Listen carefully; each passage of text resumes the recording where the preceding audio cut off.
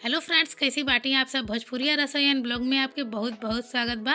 तो फ्रेंड्स, आज के वीडियो बहुत ही ज़बरदस्त होके वाली बा। काहे कि आज हमने के बनावल जाई बहुत ही टेस्टी और स्वादिष्ट सत्तू वाली लिट्टी, वो भी एकदम देसी स्टाइल में। तो आज हमने के मिट्टी के चूल्हा पे सत्तू वाली लिट्टी बनावल जाए तो बहुत ही मज़ा आई आज के रेसिपी देखने में भी। तो चलिए देखिए, हम सारा सामान रख लेल बाटी चूल्हा के पास। तो चलिए आपके दिखा देता कि हम सत्तू के लिट्टी बनाए खातिर का का चीज़ ले बाटी। तो फ्रेंड्स, आप देख सकेली, सबसे पहले हम यहाँ पर कटोरा में सत्तू दिखा देते हैं आपके। तो यहाँ पर फ्रेंड्स हम 200 ग्राम सत्तू ले बाटी। तो फ्रेंड्स, कोनो भी ग्रोसरी वाले दुकान पे आपके सत्तू बहुत ही इजीली मिल जाई। अगर आपके सत्तू नहीं मिला या फिर आपके जल्दी बनाए हुआ तो आप भूजल चना लेके ओके अच्छी तरह से मिक्सर में पीस सकेली। ये सत्तू से ज़्यादा टेस्टी चना वाला सत्तू होला फ्रेंड्स। तो आप अगर सत्तू घर पे तैयार कर चाहते हैं तो आप घर पे भी तैयार कर सकेली। और फ्रेंड्स, हम यहाँ पर 2 ठे प्याज बारी बारी कट कर ले बाटी। जैसे हमने के अंडा भुर्जी बनाए खातिर प्याज कट करे नी, बिल्कुल वही तरीका से थोड़ा सा धनिया की पत्ती कट कर ले बाटी और यहाँ पर नमक ले बाटी। और फ्रेंड्स, यहाँ पर हम आप देख सकेनी भरवा मिर्च ले बाटी, भरवा मिर्च के अचार। तो आपके पास बात है आप ले सकेली, ना बात है आप दुकान से भरवा मिर्च के अचार खरीद सकेली। तो फ्रेंड्स, बहुत ही अच्छा ही डलने से टेस्ट कर होला। और 5 हरी मिर्च ले बानी। अगर आपके ज़्यादा तीखा पसंद है तो आप मिर्च और भी बढ़ा के ले सकेनी। और 20 ग्राम हम लहसुन ले बाटी, जेकर छिलका हम निकाल दे बाटी। और यहाँ पे फ्रेंड्स हम 2 चम्मच सरसों के तेल ले आटी। और फ्रेंड्स, ये देखी हम यहाँ पर आटा भी ले बाटी। तो हम एक चाल ले बाटी। तो ये गेहूं के आटा है फ्रेंड्स। तो हम यहाँ पर 400 ग्राम गेहूं के आटा ले बाटी। जैसे कि हमने के सत्तू ले रही है 200 ग्राम, तो ओकरे हिसाब से यहाँ पर 400 ग्राम आटा ले बाटी। तो सबसे पहले फ्रेंड्स, यहाँ पे हम जौन भरवा मिर्च और हरी मिर्च लहसुन ले बाटी, एक हमने के ग्राइंड कर लेवे के है।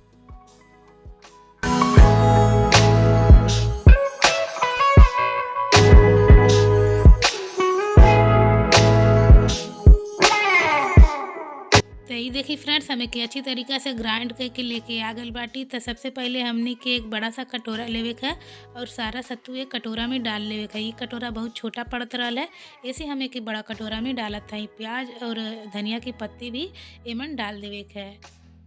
और अब हम एमन ऐड करते हैं आधा चम्मच से थोड़ा सा ज़्यादा नमक। तो फ्रेंड्स, नमक आप अपने स्वाद अनुसार डाल सकेली, पर एक थोड़ा सा चटक ही रखब।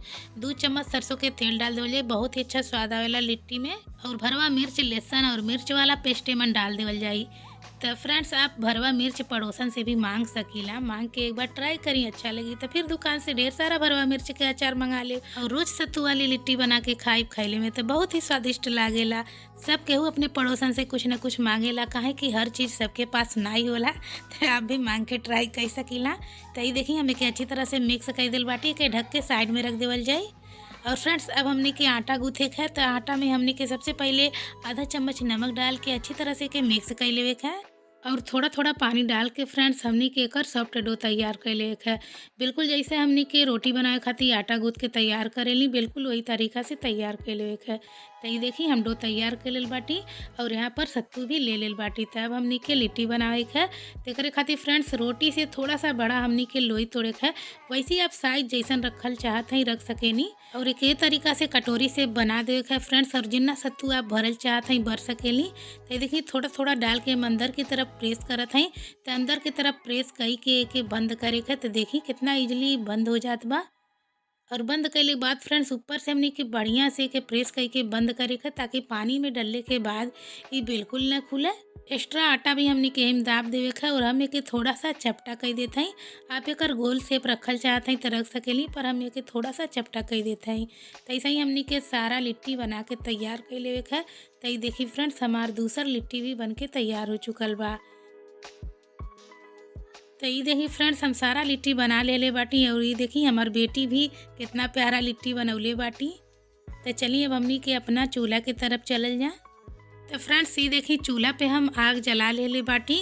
और ये हम बढ़न के पतीला रख ले बाटी। पतीला में आप देख सकेली हम आधा पतीला पानी रख ले आटी। हमनी के लिट्टी पानी के अंदर पूरा अच्छी तरीका से डूब जाए उतना पानी हमनी के डाले है। तो ढक के फ्रेंड्स एक उबाल आवे तक पकावे है। तो ये देखिए फ्रेंड्स, एक उबाल पानी में आवता। तो हमने के जो लिट्टी रख ले हैं सारा लिट्टी एमन डाल देवे है। तो फ्रेंड्स, आप देख सकीला जैसे जैसे हम लिट्टी डालत हैं वो तले में चिपकत जात बा, बिल्कुल भी ऊपर ना आवत बा। आप देख सकेली सारा लिट्टी तले में बैठ जात बा। लिट्टी डलले के बाद फ्रेंड्स हमनी के ढक देवे के है और तेज आंच पे पकावे के है। जैसे जैसे लिट्टी पकत जाई ऊपर आवत जाई। तो ये देखी फ्रेंड्स कम से कम 10 मिनट हो गईल बा और हम चेक करत हई। तो ये देखी फ्रेंड्स एक लिट्टी ऊपर आ चुकल बा। तो फ्रेंड्स अब हमनी के ढक के फिर से एके पकावे के है कि तब तक पकावे के जब तक पूरा लिट्टी ऊपर न आ जाए। तो ये देखी कुछ कुछ लिट्टी आ चुकल बा और कुछ कुछ अभी नीचे ही बा। तो फ्रेंड्स फिर से हमनी के ढक के एके रख देवे के पके खाती। तो फ्रेंड्स ये देखिए कुछ देर पकौला के बाद हम फिर से चेक करत हई। तो देखिए सारा लिट्टी ऊपर आ चुकल बा। अगर आपके कोनो लिट्टी नीचे छूट जाए न ऊपर आए तो आप हल्का सा पलटा से ओके हिला देव तो वो लिट्टी भी ऊपर आ जाई। तो फ्रेंड्स ऊपर अइला के बाद 4 से 5 मिनट के पकावल जाई। एकरे बाद हमनी के उतार लेवे के है, बहुत ज़्यादा कुक नाई करे के है। तो ये देखिए फ्रेंड्स हम एके चूल्हा पर से नीचे उतार ले बाटी और तुरंत ही हमनी के अलग निकाल देवे के है पानी से। पानी से निकलने के बाद फ्रेंड्स हमनी के रख देवे का ठंडा होके के। और यहाँ पर हम फ्राई करे खातिर कढ़ाई रख दिल बाटी। कढ़ाई में तेल डाल देवे के है। और फ्रेंड्स ये देखिए हमनी के लिट्टी भी ठंडा हो चुकल बा।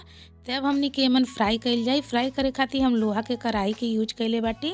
लोहा के कढ़ाई में बहुत कम तेल जरेला और बहुत कम तेल में आप ढेर सारा सामान फ्राई कर सकेली। तो अगर आपके घर पे लोहा के कढ़ाई बा तो आप ओके कोनो भी चीज़ फ्राई कर सकेली, बहुत ही कम तेल लगेला। तो ये देखिए फ्रेंड्स मीडियम फ्लेम पे हमनी के चला के फ्राई करे का दोनों तरफ से।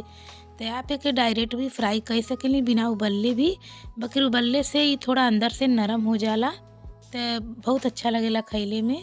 तो एक गोल्डन कलर आवे तक हमनी के फ्राई कर लेवे के है। तो फ्रेंड्स अगर आपके आज के ये रेसिपी अच्छा लागल होखे तो नीचे एक लाइक के बटन दियल गईल बा, आप ओके ज़रूर प्रेस कर लें। और ये देखिए फ्रेंड्स गर्मा गर्म हमनी के सत्तू वाली लिट्टी बन के तैयार हो चुकल बा। तो हम के फटाफट से निकाल ले ताटी। और फ्रेंड्स सेम प्रोसेस से हमनी के सारा लिट्टी यही तरीका से फ्राई कर लेवे के है। तो फ्रेंड्स आप भी ये तरीका से सत्तू वाली लिट्टी ज़रूर बनाई, खैले में बहुत ही टेस्टी लागेला। और आपसे रिक्वेस्ट बा अगर आप हमारे चैनल पे नया बाटी, हमारे वीडियो पहली बार देखत हई और हमारा रेसिपी आप लोगन के अच्छा लगता है, ऐसे ही रेसिपी आप लोग देखल चाहत हई तो हमारे चैनल के जरूर सब्सक्राइब कर लेब और बेल आइकन के प्रेस कर बिल्कुल भी ना भूलब, ताकि हम कोनो भी वीडियो अपलोड करी तो ओकर नोटिफिकेशन आपके पास सबसे पहले पहुँचे। और भोजपुरी रसोई एंड ब्लॉग के अपन कीमती समय देवे खातिर आपके बहुत बहुत धन्यवाद। तो फ्रेंड्स फिर मिलल जाए कोनो नई रेसिपी के साथ, तब तक के लिए बाय, टेक केयर।